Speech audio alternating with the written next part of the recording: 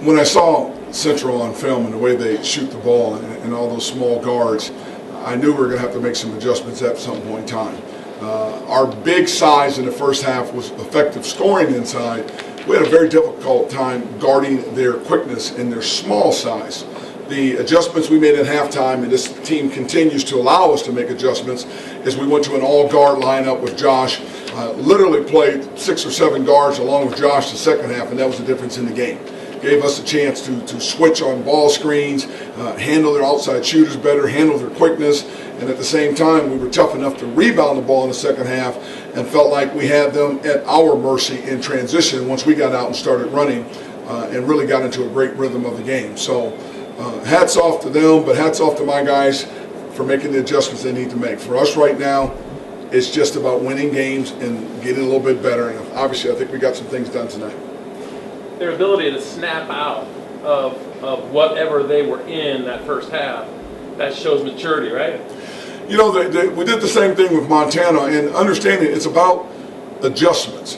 This team, every win is critical to them. The wins over in Italy, we had Utah State in a closed-door scrimmage where we won that game. We beat a Carroll College in community college in exhibition in Montana. We're just learning as we're moving along how to handle yourself, and so the adversity of this game was really good for them because it taught them how to snap out of it, if you want to say that. And our games in Italy, there were 2 or 3 the same way, where we had to make adjustments, and the key thing is they didn't crack, and they kept their composure, and they toughened up, they figured it out, and they were able to put a game away again. Was it the smaller lineup in that second half that allowed Ike to get going, or did he just step it up a little bit? The lineup allowed us to get going as a team, because what the small lineup did was guarded them a lot better. They didn't get away to get the open threes. They didn't get as many drives. And when they would shoot it, our small size was a lot quicker than their small size, which gave us a chance to get out and run in transition. And then we had the advantage because they had a little bit of a bigger guy, 6'6" or so, trying to guard Ike, and we were in big-time advantage then. So I love the fact that he has allowed us to move him around. He played the point, the 2, the 3, and the 4 spot tonight, where he was a big guy and handled them all well and scored well too. But the big key in the game to me was just the overall play of our guards. Malachi Flynn, his second game, 18 points, only 1 turnover in 32 minutes. Hopefully people can see how special he is. I thought Deontay Daniels, Charles Callison, Darian King, they all did things in the game that allowed us to control tempo in that second half. Who are your biggest motivators on your team? Who at halftime joins you with saying inspirational words, getting them going? I don't think anybody talks in a locker room. You may have guys that come out of the locker room and they talk to each other, but they're all pretty good. They have terrific chemistry. I think at times things can get heated up in the huddle, but they have an ability to calm each other and support each other that way. Whether it's a coach getting after somebody or a player getting after somebody, they come out of the huddle still on the same page. So I credit that to Josh and Ike, Malachi, Darian King, Charles Callison is that way. They're all pretty good in that area. How important is it for a true freshman like Flynn to be one of your leading scorers in the second game of the season?